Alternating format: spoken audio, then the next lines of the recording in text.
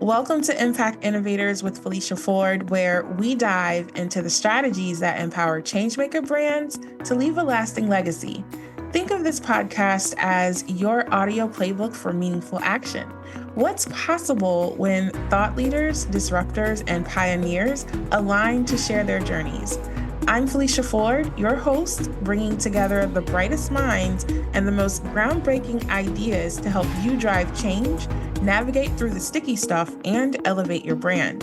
Whether you're tackling funding hurdles, looking for growth strategies, or seeking the perfect balance between profit and purpose, we've got you covered. Stay tuned and be a part of a movement that's setting new benchmarks in how we think about progress, community, and doing. Let's innovate, impact, and inspire. All right, welcome back. I'm Felicia Ford, and I have with me a special guest, Desange Kuenihira, and I am so excited to speak with her today about unDEfeated, supporting women and children in Uganda, along with her focus on nonprofit fundraising and equity capital fundraising. And this just makes her a great fit to chat with all of our changemakers who are either reading or hearing today. Desange, welcome. Thank you. Thank you so much for having me. I'm so excited to chat with you. Sometimes I think if I should record, the preview before we actually get started, because sometimes there's great conversation happening there. But Desange, we're gonna dive right into you and your work. So what is it? Is there one thing that you want to share with our audience before we get started? I'm just so happy to be able to share with you with my work. Thank you for joining in. And I hope everything I share, talk to you guys, it helps you on your journey some way or the other. And don't forget to share with your friends and family as well. Amazing. Thank you. So, Desange, your organization, unDEfeated, is doing incredible work in Uganda by providing education and entrepreneurial skills to women and youth. Can you share with us what inspired you to start this nonprofit and how your personal journey has influenced your vision? I was definitely say what inspired me. So I'm originally from Congo. Was Mhm. born in Congo. I was raised in Uganda. I later moved here in USA when I was about 12, 13. And back home I did not really get an education. It was very hard to get education. Schools were very expensive. I wish that other kids go to school while I could not afford it. Mhm. And at the same time, I grew up just around a lot of single mothers, women struggling to put their own food on the table. Being that I was raised in a household with single mothers as well. So I know the struggle. I understand the struggle, especially all these women, single mothers, have went through child marriage, where they got married very young, their education was taken away from them. And basically, when the marriage falls out, they come out, they don't know where to begin, and Mhm. at the same time it's just like they don't know, they don't have a community based thing that they can go to. Oh, I need support. Oh, how can you get me, those kind of stuff. So Mhm. when I came out here, I started school in 8th grade, and I did very well my first year, and I continued doing well as I went through my education career. Then in 2016, that was my 10th year. So I got a job at the University of Utah doing research, and back then I was just interested in science. I wanted to go to medical school, all that. I was very interested in all of that. But then when I started doing this research, I started getting paid, and that was my first job ever in America. And I Mm. was like, wait a moment. I have food, I have a roof over my head, and I have education. The things that I ever needed. What am I gonna do with this money? And I just started helping family back home, helping my friends. I put one of my friends through university. So yeah, I was just so happy to be able to do that, to give back to the community and understanding those struggles. And then later on, as I graduated from high school, ended up in college, and I have always just wanted to do something back home. I know growing back home, I had so much potential, so much things to do, so much inspiration. I just needed an opportunity or someone to be like, I believe in you, let's find a way to do it. And it's like, since I never had that back home, I'm just gonna create something where create this one thing where in two worlds people can are able like to connect, work together, and to be able to give these kids what I've never been given before. So I ended up creating Undefeated freshman year of college. COVID hit. I remember the struggle. Yeah. So during COVID, a lot of people were reaching out asking for help and support. And they're like, yeah, this would be a great way. Someone who wants support, someone who wants to be a part of the organization can just join, either sponsor kid for to go to school, either help a woman start their businesses. So I basically started the journey of creating Undefeated. I underestimated how much it takes to run a nonprofit. You wear so many hats, but at the end of the day, it was worth it for the people that we have worked with, for the people that we have helped. It's very, very worth it. And recently, this summer, we went to Uganda with sponsors who have been sponsoring and supporting kids in Uganda and women. And they got to meet these kids and they got to see the change and the impact they have done on these kids' lives. So that's what inspired me. It's all like it's a part of the journey that I have been on, and then I understand the commitment and everything. So I was like, why not be a part of it? Sanj, I'm sitting here almost speechless because if you see the video part of this message, you'll be able to see Desange's smile, her energy. She is so vibrant. She is so happy. And I'm just blown away by what you just captured and the drive that you have after the experience that you've had as a child, now as a woman, and what was in you to give back. So for those who may not understand or know what life is like in Uganda, and why this need even exists, can you share with us? Because in the United States, education, public education is free, right? Like we even have laws that say a child must be in school, and if they're not in school, then the guardian or the parent could go to jail for not sending their child to school. So this is probably, a world that some people have not ever even considered. But share with us what life is like in Uganda, both for the children and for women. It depends where you visit Uganda, to be honest, at the end of the day. That life that unfortunately that I grew up in Uganda, I would say I had the best childhood, to be honest. I mean, like there was no stress. You just play, you do your chores, like something every day.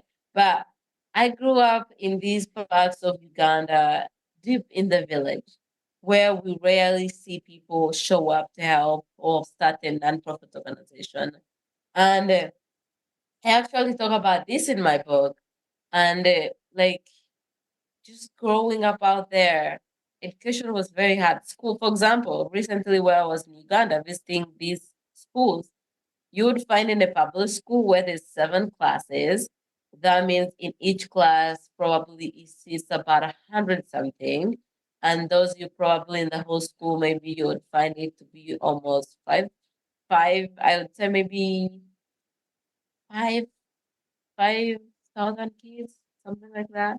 And you would find that in this public school, there's only 4 teachers, and those teachers basically have to do everything, teach all these 7 classes, handle all these kids, sometimes do the office work, administrative work at the same time.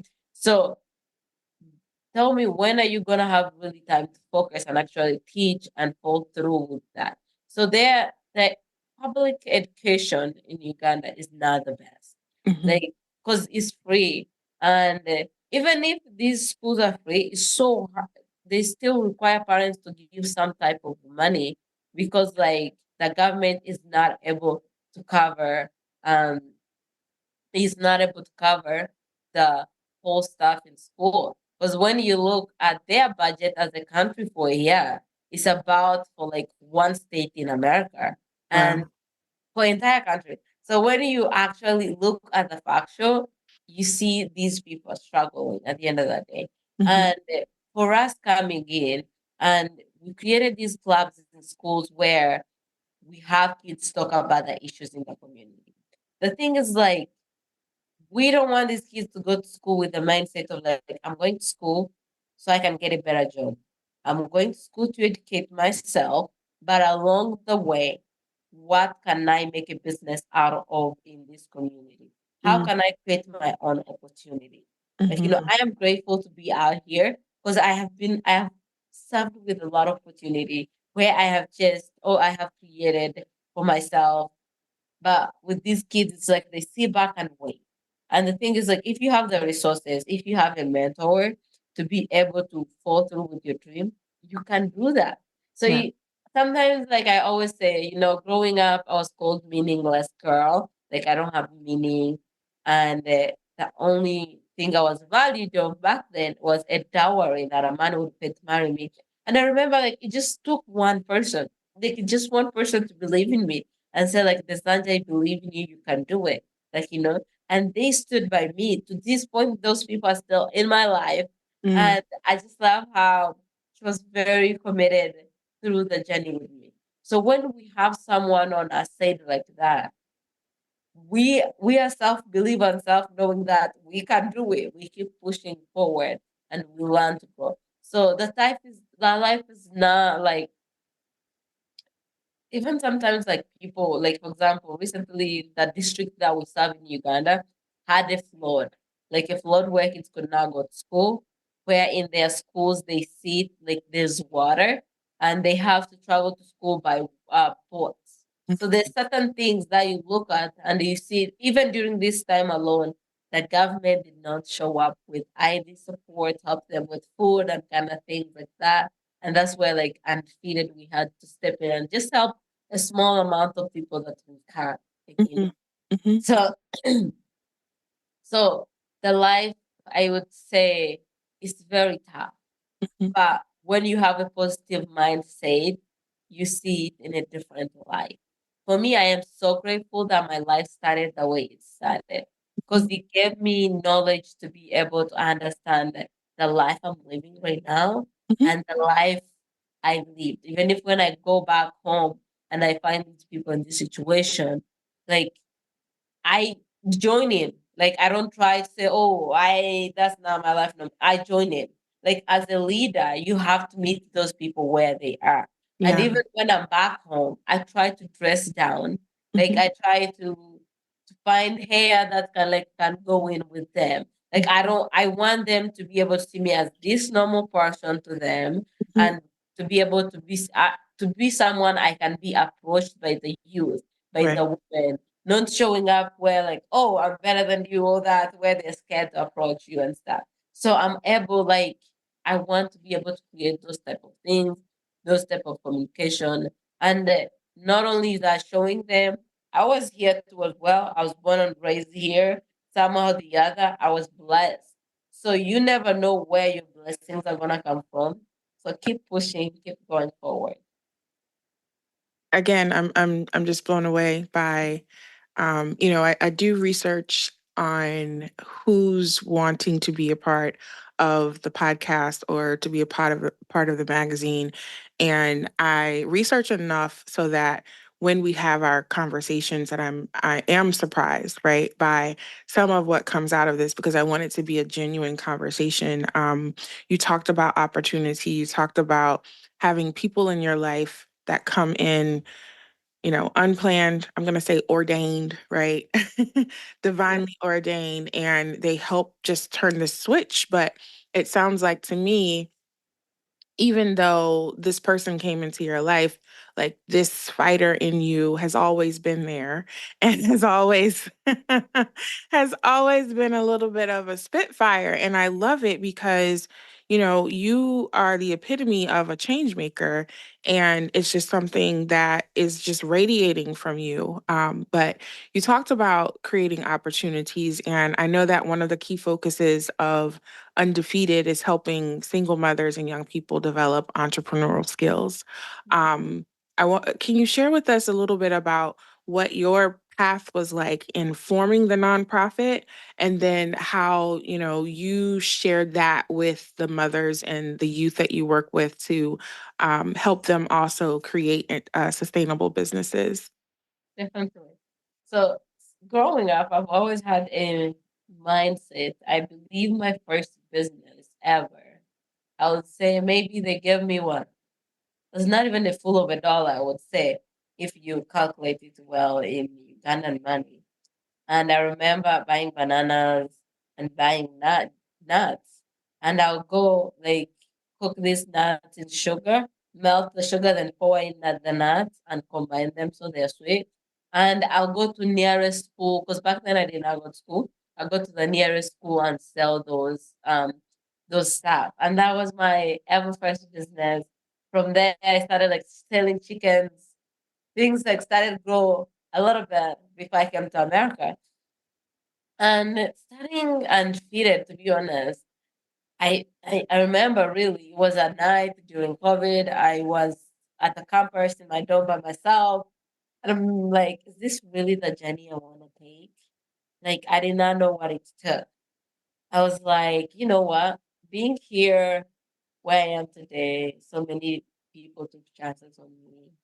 I am gonna take this chance of starting this organization, and if it fails, then I know it failed. At least I tried. I did my best. And I just sat down and I started thinking who could be my board member. And every single person that is on my board member has been my mentor somewhere or the other. Mm-hmm. And I remember calling up one of my friends who is our treasurer right now. And I'd be like, okay, you're gonna probably think I'm crazy for saying this, but I'm like, I wanna start a nonprofit organization. Would you mind if we can sit down together and work on the articles and everything, So for me, I started looking at the resources around me. How can I get there? With these and women, it's not about what resources they have around them. It's about what resources can we help with them to be able to start and have sustainable business. And with them, we usually train with them about a month.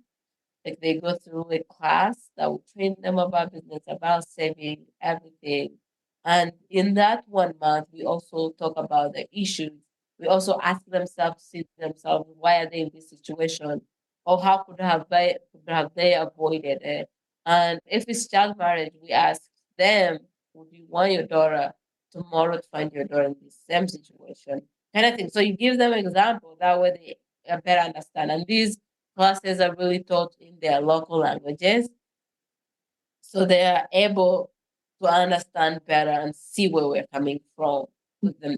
Because it's like somehow it's a cultural thing that we don't want to attack them Mm-hmm. because it's already been there. So we see the resources, and after the training, we help them set up everything. Then we give them a mentor who can check with them a month, every month. Because for me, I would not be where I am today if I did not have mentors. I feel like each part of my life, every like my professional life, whatever path I have been on, I have had a mentor who have stood by me Mm-hmm. and supported me. So I would say some mentors. We have these mentors, we check with them monthly. Those mentors come back and report to us how the business are doing. Also with our team in Uganda, we have someone who just go checks in with them as well and see how things are going. Um, Technically, it's just like I looked at what helped me to be where I am today. Mm-hmm. And I'm like, would this be something that it would help these women and the youth we are working with to be able to help them. So with youth, especially with youth, we ask them to think outside of the box, especially when it comes to the issues that the community is facing. How can you really turn into this issue in a business? How can you solve this issue through a business? Like, how? Like, is it a seasonal issue? For example, they are flood over there. It's a seasonal issue. Would you maybe build a house somewhere where the water could not get, and this water since it's seasonal, have a boat where you can transfer people over there, and can you make money that way. So there's so many things that we sit out with youth and actually think through them. And the youth over there, they're very transpired by, I would say, technology. Very inspired by technology. Anything has to do with technology, you'll be blown away how much desire, drive of learning, the hard work, the effort Yeah. these kids have. It's just Mhm. you just gotta give them the resources, and they will not disappoint you. It's just the resources, and those kids who have went through our program so far, and some of them now are like helping their family. Some of them are sending their siblings back to school. So Mhm. there's all these things that you see. It just takes a little bit of support. Like I always say, there are certain times in my life I just need someone to hold my hand to Mhm. get where I need to be or to Mhm. lift me up. And these kids, they just need you to hold their hand a little bit Yeah. and show like I'm behind you. Like if you fall, I'm behind you. I got you. You Mhm. are not gonna go through this alone. Yeah. So definitely that's how we are able to help them start a business and sustain it. I always tell them business is a hard thing. And I always give them example with unfeated. Unfeated, I have tried so many things to make sure to get where it is today. You gotta try, if this is what you truly wanna do, you gotta try all the ways in the books. There's no one way of doing something. Like, try all the ways. Find people, ask them who has been doing it longer than you. Ask them how have you been able to accomplish it. Also, follow your heart, be creative about this journey of creating a business. And you never know. You never know at the end of the day which way is gonna come and work for you. But you just gotta keep going. And failure that like you if one way does not work out does not mean you failed. No. That means like look for another opportunity, get back to working and being creative about it. So yeah. So many nuggets of wisdom. Your story is so rich with experiences, and I can only imagine the people that have come in and supported you. They must be incredible people because you sound like an incredible person, not only believing and knowing their walk because you've walked it yourself, but having the desire to reach back and give them that hand up and be that back and support. Share with us maybe how many children and women you've supported since you started. Since I started, also I was say about like a program which is growing. So we started out with about 4 women, Mhm. and now we have 20 that we are working with. Like most of the women, we kind of like do like digging for them kind of thing. And then with children right now, with children with our stats, I would say almost we are going to maybe like around 40ish, That's 40ish. so, yeah, pretty Yeah. incredible. Pretty incredible. Yeah. So I had a guest on episode 25 of the podcast Impact Innovators, Michael M. Smith, who is the executive director of a foundation called Higher Rise. And I'm also on the board of that foundation. But Michael, for the last 8 years, has been going back and forth between here in Ghana and Accra and supporting a school. And so, as you were sharing your story about what it's like for teachers in some cities in Africa as a whole, education is different. And I've seen what can happen when one person decides to support one school and how, I saw where some teachers, there was like one textbook for everyone. And so because of my experience with that, I can understand how important it is that you're doing the work that you're doing and that you are helping. It's so easy. It's so easy to help in that way.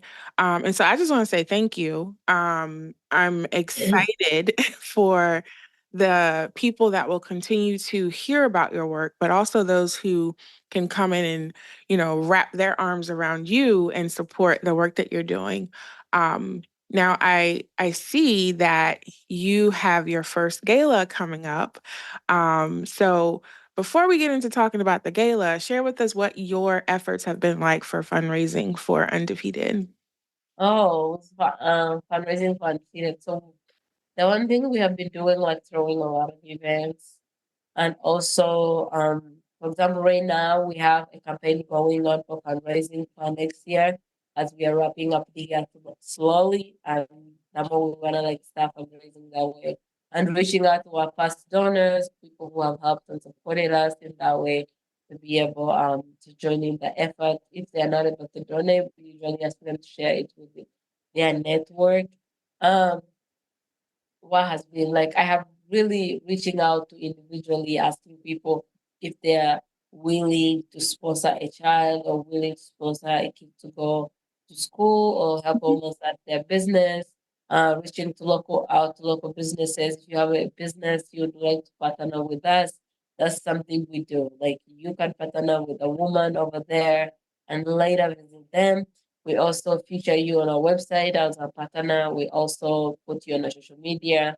And also, usually, we have seen with the businesses we have worked with, we have seen that do help their business as well. So that's kind of like the value we are giving back, showing like your business is doing something great. It's Mm-hmm. not business at the end of the day. Yeah. So if someone wanted to support you, to support unDEfeated and the work that you're doing, what would they need to do? So what they will need to do, you can go on our website, is speakundefeated.org. Either you can sponsor a child, or either you can donate through our website. Or either if you have any skills, you'll be like, I think this skill would be so useful to the organization. I'd love to work with you. We are also willing to do that. We just have to sit down and see where your skills are very useful in the organization.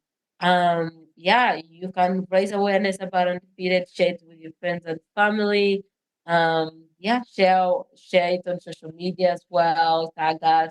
So those are kind of things that will bring more awareness to it. Incredible. I'm helping. So I'm in the nonprofit world, and I know that there's two seasons typically where nonprofits are generally raising funds pretty aggressively. I mean, you're always going to accept donations on a daily basis, right? Yeah. But then there's those times of year where there are your galas or your auctions or your fundraising events. So tell us a little bit about your first gala that's coming up. Our first gala is coming up in a year. It's Yay! gonna be February 21, 2026. Mhm. So I'm really excited for this gala, and we are trying to basically showcase what unDEfeated is and people to just come learn more about unDEfeated, get inspired, see how they can get involved and how they can be a part of unDEfeated. We are very, very excited for this gala. We are having people actually fly out from Atlanta to come perform out here on the gala. And we are having a lot of like speakers, board members, and stuff like that to join us. And this is the event that's kind of bringing the whole unDEfeated community together. So we'll keep you more updated. Follow us on social media as we keep going, as we keep like marketing it and stuff. And if you'd like to come, purchase your ticket and join us on this journey. Incredible. Let's shift gears a little bit. I'd love to hear from you. I've heard your story, heard a little bit about your travels before we were live on air. But what would you say as a founder, what would you say has been the most rewarding part of leading this organization? My favorite part, I have to, probably that have been like my favorite parts ever. It's like when we go back home, we usually do each year. We usually do an event, like a wrap up event for the year, and we just allow students if you have a speech, if you want to perform, whatever you want to do, we're after it. We Yeah. just give you the time and the energy. So for me, it's the platform you see the youth express themselves. Hmm. Like they have a voice. Like they know, oh, I can. Also, we try to bring people, invite people on the event where this person we know can be able to support kids or maybe help a kid out kind of thing. Or maybe people with talents who can hold a child, push them forward. And it's just the voice, the platform, the voice that you give to the youth to speak their mind, to be able to express themselves, to be like to just help them boost their self-esteem. Is like you can do this and here is the platform for you. So that has been my favorite part of it. Like watching kids perform, give their speeches, share their stories. And not only that as well, it's like these two worlds come together. I mean, somewhere or the other, you will be helping a kid. Like here, you sponsor kids at school, and Mhm. those every time I check in with them, how are you doing? They're like, "How's my sponsor? Like, when is they coming to visit me?" It's always so funny. It's just like say hi to my sponsor, tell them I miss them. They should check on me soon. So we Mhm. usually have like videos back and forth between the sponsors and the children. Mhm. So that has been my favorite part of just seeing these two worlds meet and seeing the youth perform, have a voice. And though I love those two. As a founder, those brings me so much joy and happiness. And I'm like, this is all we do. Just Yeah. like, yeah, this type of platforms to be able to help people know that you're thorough, you're part of, we are here for you. Amazing. Uh, I know that, so in the States, I would say some of the people who are new to fundraising sometimes think that they're competing for funds. I think we compete for attention, but Yeah. not always competing for funds because there's a statistic that says that people who actually donate to nonprofits typically donate to three or four nonprofits, right? So it's like you might compete for attention, but once you have the attention of people who do give, it's pretty easy to, find your people and find your circle of support. But then there are those who consider, giving locally versus giving internationally. And so when I was growing up, there was often on the TV commercials of different organizations that would support different organizations in different places other than in the States. And so there was a little bit of controversy surrounding, where does my money go? Will it go there? Will it really be this? Tell us how you, as a founder, decided who you would partner with back home and how you would make sure that the work that you're doing and the fundraising you're doing over here makes it to be that transformation for the women and children in Uganda. So thank you for that question. I mean, like when we do fundraiser here and we do send the funds back home, so we do have a whole team back home, and each person knows where their work is, and usually we ask them to make sure that we see the what is it called, like the feedback of how the funds is helping. So as an individual, if you decide to sponsor a child individually, so we'll probably show you the report cards from the beginning or the start, or we will, as we can see the report cards of the change that these kids have truly made. Mhm. They will probably share that with you how well they're doing, and this is what's happening. Also, I mean, like I have a spreadsheet that I share with my team in Uganda where you document everything, so I'm able to see, oh, this went this did that. So to just make sure each fund that is being donated to unDEfeated is actually making impact of that person hoped it would make that. Right, right. So at the same time, so each year we have like we choose about like 12 kids, or sometimes it depends how we're doing. Every other year we choose like 12 kids that joins the program, Mhm. and choosing those 12 kids, then we find now sponsors who are able to sponsor them. Then basically they keep in touch, and we said this is where we find them, this is how they're doing. In a year, the first year we check their report cards, talk to their teachers, how the kids doing, then they let us know. Also, like, because we put them in boarding schools, Mm.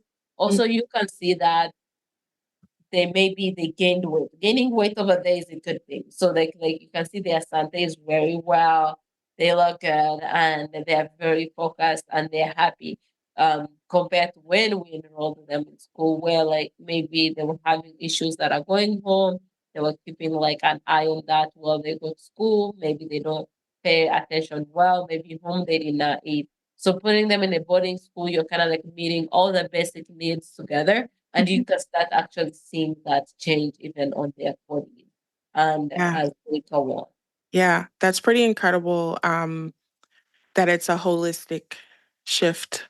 I am again blown away by your work and what you're doing, and as you are giving these children the opportunity to learn and grow and develop holistically, and giving them a voice. But you've also used your voice. Through your book and telling your story, your personal journey. We're not going to give out any of the details of the book because we really want people to go out and support you and actually read the book. Yeah. But tell us what message do you want those who read your book to take away from your book, Undefeated? I think one message you should take away is just hope. Never lose hope. Never stop believing and Mhm, keep faith. I feel like those have been my best friend through it all, to be honest. mhm. Because you never know when the next door is gonna be open. Like, Right. I feel like when you go through problems, see them as my problems, I don't see them as problems. I see them as strategies. It's like, okay, so this hit Yeah. me, how are we gonna get out of it? Like Yeah. how like kind of strategize of not like really trying to worry about it. It's just like it's just another stage of my life. I'm Mhm, pretty sure I'm here for a reason. mhm, I'm here to learn. Whatever it is, I'm gonna learn it and I will get through it. And I mean like every stage of your life, whenever you go through something, you grow, you change, your values change, your mindset changes. So I see it as an opportunity to really grow. It's not a problem. Even if sometimes it can really hinder you in some way. I feel like the one thing I would say really that as you read my through my book, you can see the betrayal that I mhm, have been through. mhm, Um, so I feel like as a good person, you tend to see good through a lot of people. It's like mhm, you give people the benefit of doubt. mhm, And sometimes as you start getting hurt from that, you can kind of like be cringy to the world somehow, where you start getting fear to get close to people and stuff, or being open or helping people, supporting people. I would say it's not even about that. It's just like it's not that way. Where I have learned, I'll see good. I know there's good in each and every person. And it's just a matter of fact, how do they show that and how do they come out of that? And it's just supporting them and lifting them up without you truly maybe getting attached to them or getting close to them. It's just like, I'm helping you, I'm supporting you, expect nothing in return. Or mhm. even I don't expect us to be friends, even if we can just be acquaintances, Yeah. that's okay. So the one thing I always just keep believing, keep faith, and keep going, to be honest. Don't lose faith, don't lose your belief, and don't lose hope. Because those are three things will pull you out of everything you face. Definitely. Desange, I'm hearing again so much wisdom, so much in how you serve. So I can't imagine, what your team gets to experience while working with you. And I'm really excited to see what you continue to build and how things continue to grow and transform. You've got your first gala coming up. You've already published your book, Undefeated. You like many others during that time in the world when everything else was slowing down, you turned this situation into something extremely positive that has now created such deep impact for so many people for many years to come. What can we expect from you in the future? In the future, I'll definitely, my hope is unfitted to grow. My hope is to have more people who truly believe in our mission join partner with us to be able to push this mission forward. I want Toroko district and America, whatever location, whatever people who are gonna join the Ugandan undefeated community and America undefeated community to be this one big thing where we can step in and help each other and support each other and connect and sponsor these kids to get them through school. And it's not much. Our packages to really support a child we started on $50 to go up. So definitely, if you're interested in the movement, please join. You can always also like reach out through our social media. We can always sit down and talk about the sponsorships. So I am hoping undefeated to grow and make the impact. And also, even if one day I die and I'm not a part of undefeated, I wish for it to continue growing and making that change. Incredible, incredible. And remind us again how we can continue to support the mission of Undefeated, how we can get involved, support your work, and follow what happens with the organization. So you can follow us on social media, undefeated_UG. You can follow us on LinkedIn, Speak Undefeated. And also you can follow us on TikTok, Uganda_UG. So our YouTube channel is Uganda_UG as well, or Karungi and Flores Foundation. That's what we call ourselves in Uganda in the honor of my late grandmother and her daughter. So basically on YouTube, we have a lot of discussions with students. You're going to see as we talk the issues of the community that's facing. Also, we have a few videos on Instagram, but they're going to be reels, full video discussions to understand better what these kids are facing, the community is facing. Please go subscribe on our YouTube channel as we keep posting more and watch whatever is on there. Bring awareness, like talk about it, share about it with your friends and family. We can always post stuff, and we can also post those on your stories as well, or buy a ticket to come to the gala. I know it's very far, but this is your heads up to prepare and join us on that gala. It's gonna be an amazing event. I'm very, very excited on that. Basically volunteer with us if you know you have any skill that undefeated could be very useful as well. And if you're traveling to Uganda, you're gonna do a safari or do any type of tourism, please, we have a company that we have partnered with. It's called Kwegonza Safaris. And every time anyone books through those people, and they're gonna be sponsoring one child to school. So you can hit they say one rock with two birds. If that's so definitely, we have that partnership with Kwegonza Safaris. So basically, you're traveling, book with them, and they'll be able to sponsor the child. And just say, in your message, just say, I'm partnering with undefeated, and from there, they'll be able to get started as well. I think really that's everything. And if you have any questions, you're interested in anything, you can find my email on social media or the website. You can always reach out and we can always talk. Phone number as well. Give us a call, give us a text. We can also chat as well. But thank you so much, guys. I really appreciate all of you for tuning in and listening to us today. Thank you, Desange. It has been a pleasure. Please be sure to connect with her and Undefeated very soon.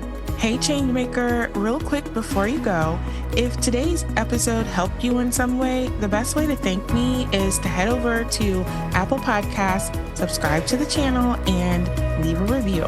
I'd also love to connect with you over on social. You can find me at Friends Call Me Fee.